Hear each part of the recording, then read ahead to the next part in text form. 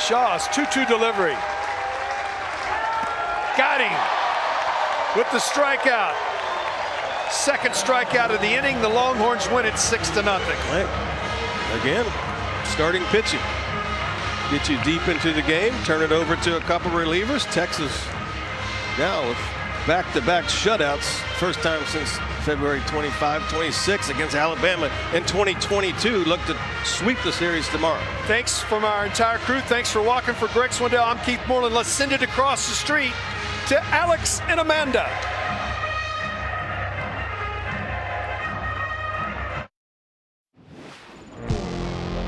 I guess you've heard all the rumors, and yeah, baby, it's true. You're looking for me, but I'm coming for you. Strike three!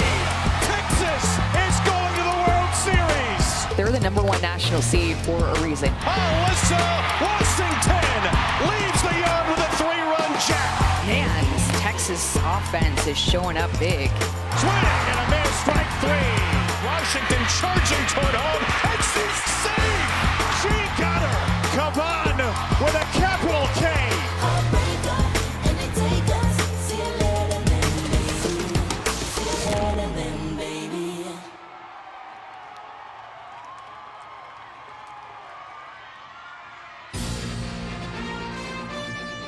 Welcome to Texas Game Day, presented by St. David's Healthcare. Welcome into Texas Game Day, brought to you by St. David's. Tonight, the season is on the line for the Longhorns as they get ready for Game 2 of the Women's College World Series Finals. And Kat Osterman joins me again from Oklahoma City. Kat, needless to say, everything is on the line in this one, and you have been a part of so many do-or-die games, elimination contests. When you're heading into a game like this, what does the mentality have to be like? What do these games come down to when it's all said and done?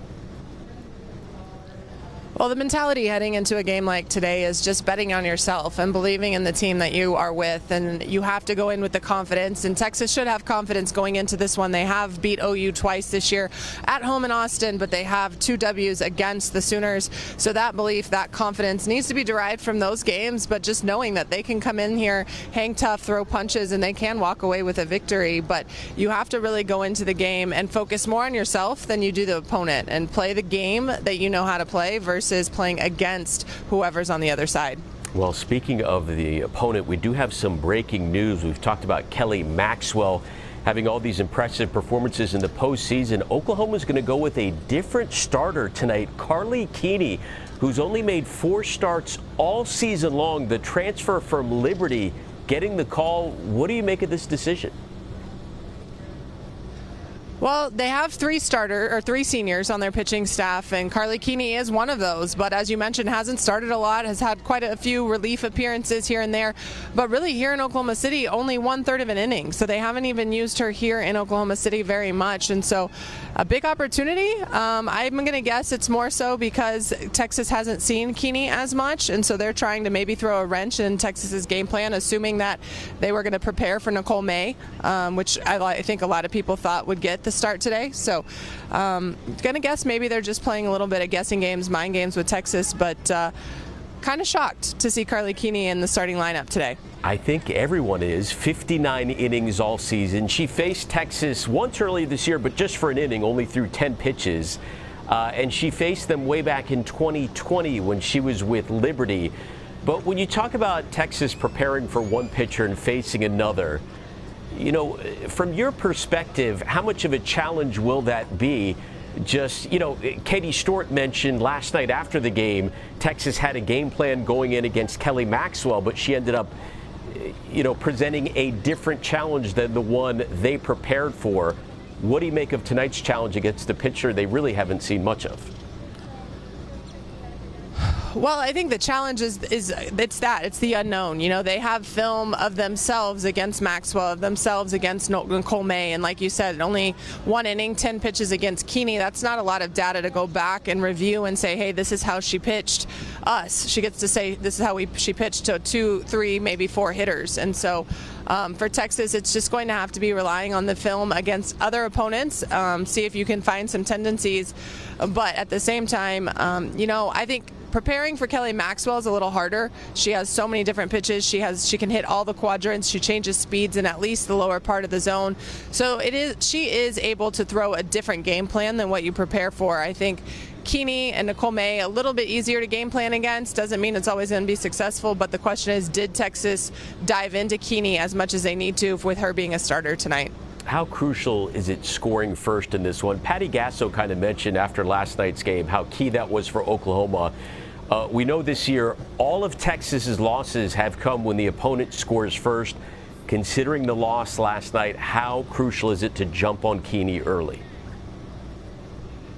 Oh, it's extremely crucial, not just because, you know, the record shows that Texas wins when they score first, but for the momentum and for the energy within the stadium. I mean, this is very much a crowd that is pro OU. I want to say if there were 12,000 plus in the stands last night, to at least 10,000 were probably Sooners. Texas trying to put up a good fight and the crowd trying to be loud. But in order to sway that momentum and keep that energy at bay early, Texas has to score. And for their own sake, I think last night you could just kind of almost feel a little bit of wind goes out of sails as soon as that ball cleared the fence in the first inning to just kind of derail the confidence just a little bit, and it was in the crowd too. So Texas is going to have to score early and continue to score to keep some momentum and energy on their side. And Texas obviously seemed a little tight last night. They have so many players who were playing on a stage this big for the first time in their careers, so many underclassmen, 3 errors, 3 wild pitches, 2 hit batters. How challenging is it to shake that off and come back somewhat looser today, even though this game has more pressure? Well, if you're getting your team in the right mindset, you have absolutely nothing to lose today and everything to gain. You know, obviously going into this game, it looks like momentum's on Oklahoma's side. So really you're going in and playing as loose as you can because you're playing for one more day. And really, you know what, obviously everyone knows the loss ends your season, but you have absolutely nothing to lose if you go lay it all out there on the line and put all yourself into it. And so Coach White and his staff, and I believe if I heard right from their SID, Chris Brown, they even brought in Connie Clark today, knowing that she was in town, and she talked to the team. And so hopefully all of them have been able to get the team just to loosen up a little bit and say, hey, you know what, it could end today, it could end tomorrow, but let's go play our game, and our game is a loose game. All right, let's take a look now at our St. David's spotlight. Tonight's starting pitcher for the Longhorns, Mac Morgan. We saw her come on in relief for a little bit last night, an inning and 2/3, only allowing a single. What are you keeping an eye on tonight when it comes to Mac Morgan, Kat?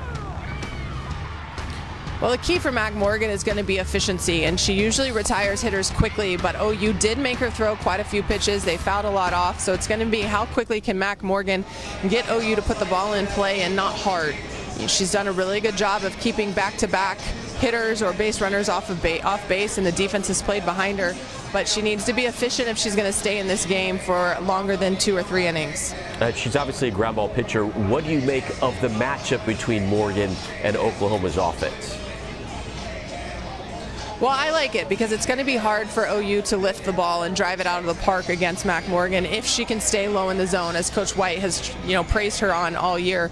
The big question mark, though, is Mac Morgan doesn't throw a lot of off speed, and off speed is what keeps OU's hitters off balance. So that's where I say she's going to have to try to use minimal pitches to get them out, because as they time up her speed, it's going to start to lean in Oklahoma's favor, and that's where Coach White and his staff are going to look to possibly have a hook and make a change. Kat, if you're talking to this team tonight, if they bring you into the locker room, hypothetically, what would you say to them heading into this elimination contest? Oh, that's a good one. I think I would just tell them, hey, you can do this, and you can play on this big stage, because, again, we've talked about it. The senior class has done this before. So take all the nerves and the butterflies. That means you care about it, but go play your style of softball And I would also say for all 10,000 fans that are cheering against you, they're still cheering for you. They might be cheering for you to fail, but they're cheering for you. So in your own mind, just let believe that all 12,000 fans are cheering for you and use that energy yourself. It is obviously a pro Sooners crowd. Much more to come here on Texas Game Day. We'll get into the Oklahoma squad that obviously put up a high number of runs against Texas pitching last night, and much, much more. They're the Sooners. 6th meeting of the year between these two squads on the way. We'll get to Cat's keys to the game and so much more as we lead you up to the first pitch between the Longhorns and the Sooners. About 20 minutes away right now on another hot night in Oklahoma City.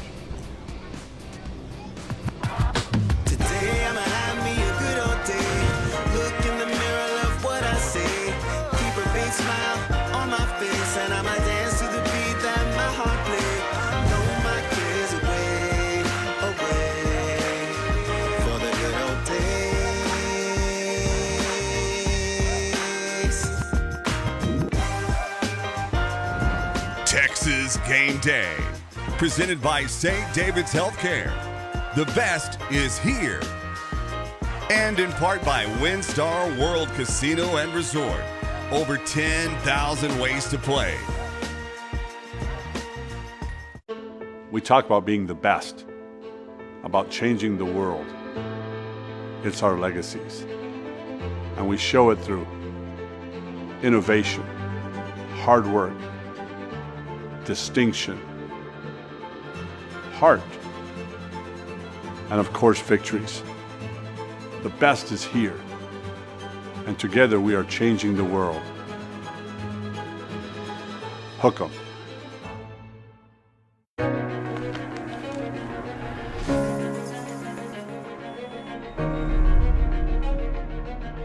The Freshman Research Initiative is the first and largest program of its kind, getting undergraduates into research opportunities at a university at scale. The FRI program is a way to get freshmen involved in research that they wouldn't technically be involved in until their later years in college. Sometimes when you learn about things in class, it's very theoretical. Being able to do my own chemical reactions, I get to apply what I've learned into an actual lab setting. FRI nurtures future scientists. As a freshman, you don't get very many opportunities to work with professors. They taught me all these skills that I've taken to other labs that I'm working in now. One of my projects involved working with a human protein that is involved in respiratory illnesses, and the further investigation of my research could lead to the development of a vaccine one day. I'm in the computational materials program. Right now, we're using up a lot of our fossil fuels, and eventually we're going to run out one day. So that's why we're looking into alternative energy sources.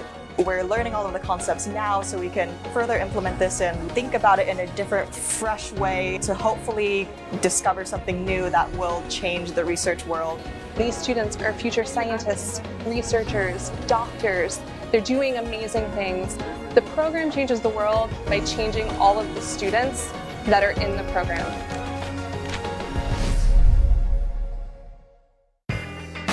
At WinStar World Casino and Resort, we know what it means to be a star. With over 10,000 of your favorite games, WinStar's the place to feel like a star.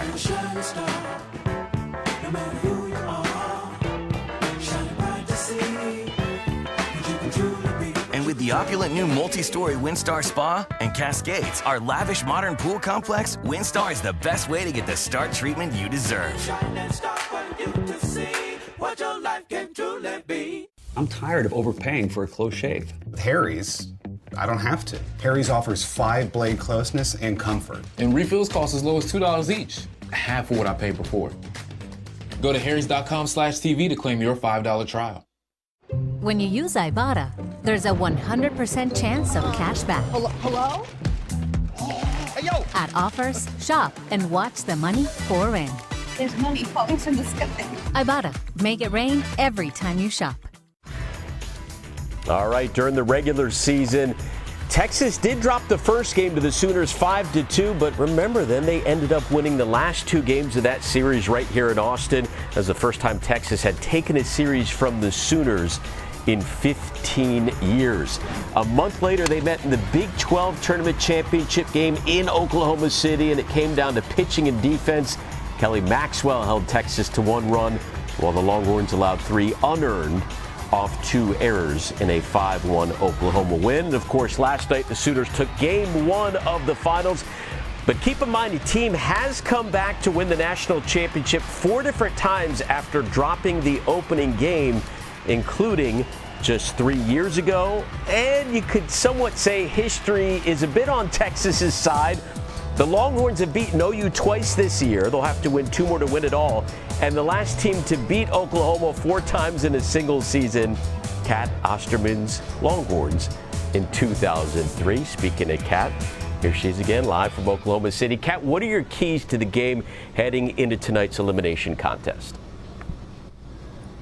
Well, obviously for Texas, we've talked about it all year long, clean defense. And you saw the errors last night. There was a ground ball that got under Vivian Martinez's glove.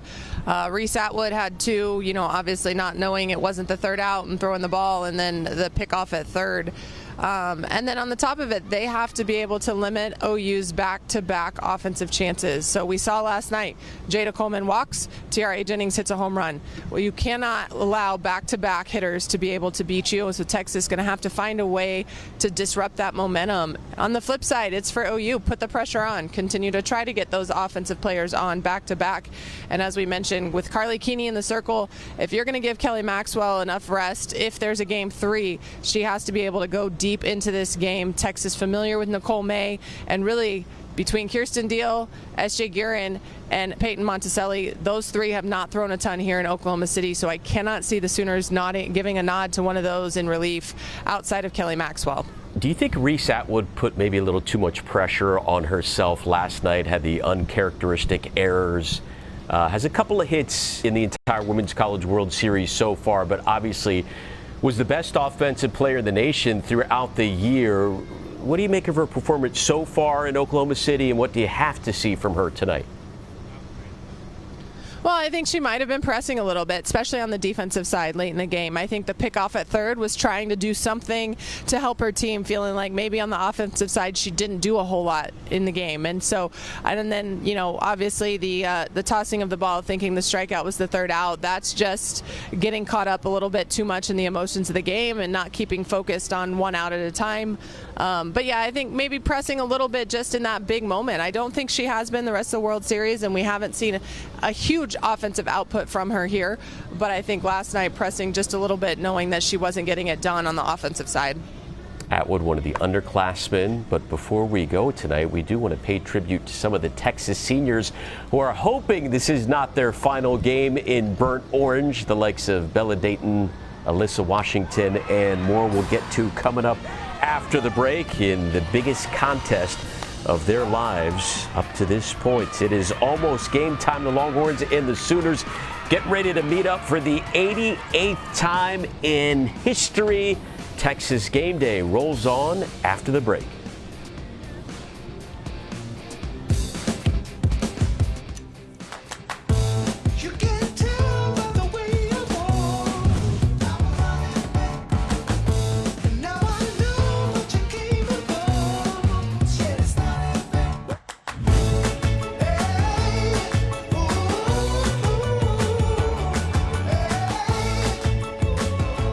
Texas Game Day is presented by St. David's Healthcare. The best is here. And in part by Yeti, built for the wild.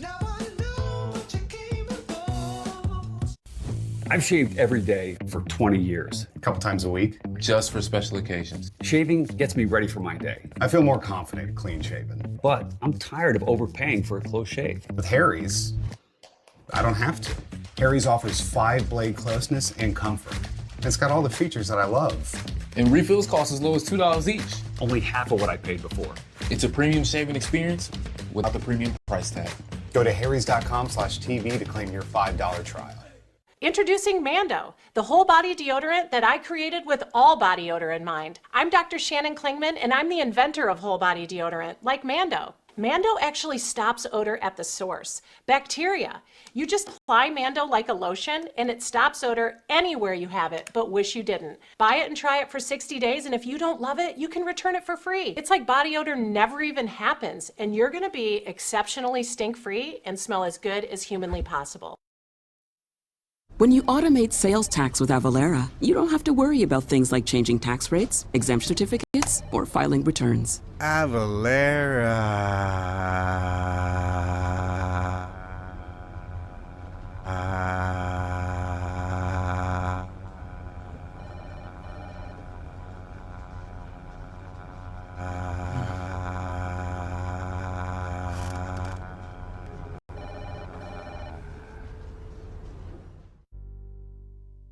In 2020, UT and the Moody College of Communication were given the chance to make a profound difference to the stuttering community by being awarded a $20 million legacy grant to establish the Arthur M. Blank Center for Stuttering Education and Research. And I think about the number of people that will be affected both here nationally, and the numbers vary all over the place. We can have an impact on people's lives. Over 70 million people in the world stutter.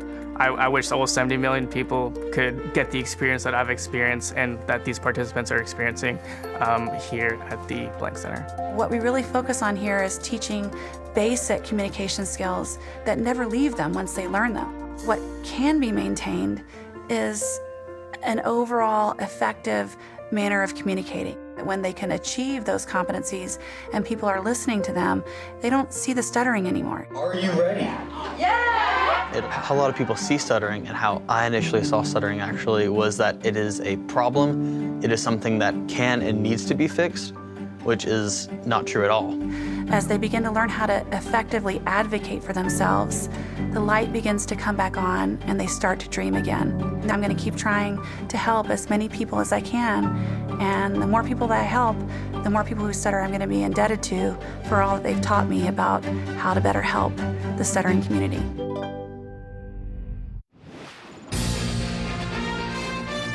You are watching Texas Game Day, presented by St. David's Healthcare. Here with senior outfielder Bella Dayton. Bella, back here in the World Series in a Texas uniform. Talk about ending your career here in Oklahoma City. I've honestly never been so excited to end my career somewhere so special. Obviously, we were here 2 years ago, but just to be around this team and the people and the support in the stands, I couldn't be thankful enough for the journey that I've had and to end it here. Well, good luck to you guys. Thank you. Bella Dayton, one of 4 seniors who are hoping to play 2 more games in their college career. Kat, when you talk about Bella Dayton, I mean, statistically, she's improved every year, but it's all about the intangibles with her. You can see it at the plate and in the field, her intensity. What do you make of the presence she brings to this team every game? Well, I think starting her sophomore year when she transferred in from Arizona, she was still trying to find herself, but she brought an intensity, and even if it wasn't always successful, she continued to bring that every single day, and I think Texas was able to build off of that. The intensity and the way she focuses and plays this game day in and day out allows them to know that consistently what she's bringing to the field is always going to be there. And so we saw her move throughout the lineup that year, just like we have this year.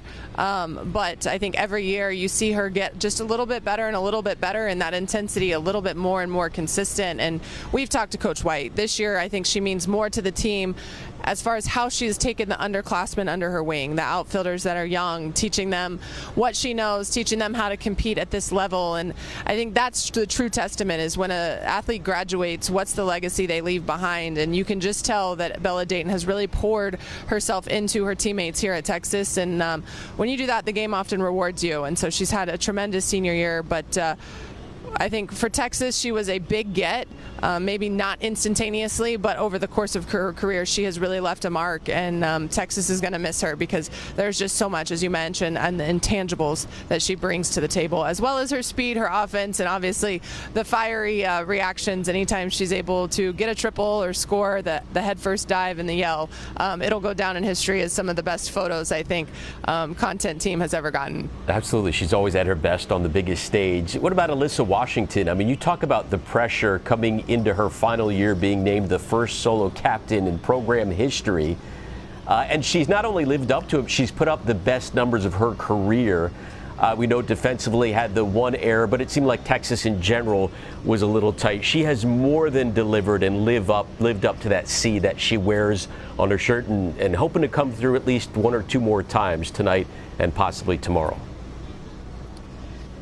Well, yeah, and you talk about Alyssa Washington. I mean, go back to her freshman year, and you have Janae Jefferson, the greatest position player to ever come through Texas, saying how Alyssa Washington was trying to ask her to stay after practice and help teach her how to do certain things on defense and ways to be better. And Alyssa Washington wasn't even playing every day as a freshman. And sophomore year, she got inserted to be a defensive replacement at shortstop. She was able to shore up the defense, and obviously, as we mentioned, that 22 team ended up here in Oklahoma City. I think set the record for doubles plays turned. Her and Janae Jefferson, the one she was trying to learn from, and from there, she just took off. Offensively, she's grown each year, and Coach White and staff, the C on her chest is more of a testament to the fact that when they asked who should lead, every player said Alyssa Washington's name, and so that just shows you that she's able to connect with almost everyone on the team.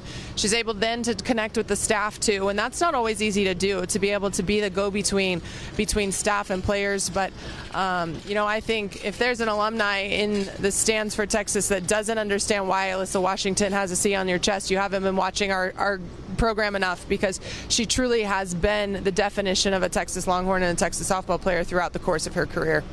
One of the seniors for the Sooners, Kinsey Hansen, said after the game last night, she said, "We know Texas is going to fight back." They fought back from the regular season series when Oklahoma won that, and Texas fought back in the Super Regionals after dropping the first game to Texas A&M. So while some teams maybe would fold under the pressure, you would think Texas would come out knowing, hey, there is a precedent. We have fought back before and can certainly do it again tonight. Oh, yeah. As we mentioned, the confidence of knowing they can hang with OU, they can beat OU, and they can come back against OU. They know that. It's now just being able to play freely, knowing that that is possible. It's not an impossible feat that you're trying to go up against. It's truly something that can happen, and again, they just have to let loose. And we've heard Coach White talk about it, and we ask him a lot, Alex, what's the game plan on the week? And his game plan is always, we have to play Texas softball, and so they just have to focus on what Texas softball looks like tonight. Well, in case you missed it, the big news here on Texas Game Day, Patty Gasso going with Carly Keeney, who's only started 4 games all season. Patty Gasso said just moments ago, we just can't keep pitching Kelly Maxwell or she's going to get hurt. I think a lot of people would agree with that, but a lot of people thought if Maxwell wasn't going to start tonight, it would be Nicole May, the veteran pitcher for the Sooners. But again, this is a player in Keeney, who won 27 games a year ago for Liberty, was their ace for a number of seasons. Limited action this year for the Sooners. With Patty Gasso's track record, I don't think anybody would doubt her. If you're Texas's offense now, what's the approach knowing you don't have much to go on? Well, they do know what she throws. And again, she's a lot up in the zone. Texas tends to hit up in the zone well. Florida threw up in the zone. Nyjah Kennedy throws up in the zone. So that matches up pretty well, but the key is for them to jump on her early. The quicker they can get on Keeney, obviously, one, they go gain the momentum. But if they can chase Keeney from the game, I would have to believe Nicole May is the next one up. They obviously have information on her, and they'll be able to then probably execute the game plan I'm assuming they were planning for. If Coach Gasso is that concerned about Kelly Maxwell, I don't think she comes in this game unless it's late in the game and the game is on the line, as in she can get a save or possibly a walk-off win for OU. Yeah, Maxwell threw 270 pitches over the last 48 hours. When you talk about Texas's offense, best in the nation all year long, what positives could you take away from last night's performance in the loss when you talk about their offense? Well, yeah, I think the positive is that while it was a very slow start, aside from the home run by Mia Scott, they were able to slowly make adjustments, start to put balls in play. They did come up with some big runs late in the game to be able to try to fight back, and that fight back is what you have to build off of. You almost kind of try to ignore the first part of the game and really just go off of the last part of the game, the adjustments you made, the success you did have. And so Texas is going to have to just go in building off of how they ended the game versus how they started the game. For Mike White, this is so crucial because Obviously trying to beat Patty Gasso, who's had his number and Texas's number in the postseason. We know every year he's been a head coach going back to Oregon. He's made it to a super regional, now in the Women's College World Series yet again. What do you think his message is to his team heading into this contest tonight?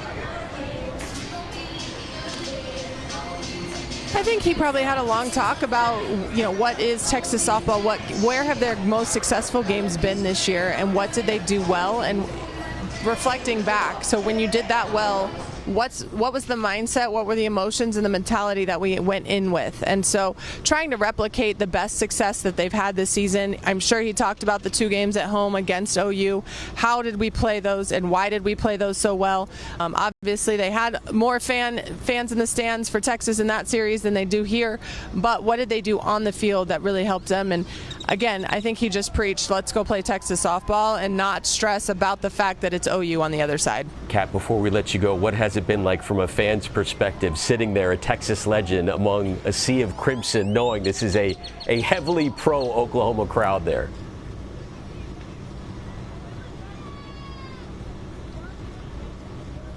Oh, I think we lost Kat there. That's all right. We're just about out of time anyways. We got Texas and Oklahoma coming up. Game 2 elimination contest on ESPN. Remember, if Texas wins, we will join you right here for game day final after the contest. Until then, enjoy the game, everybody, and hopefully we will see you post-game.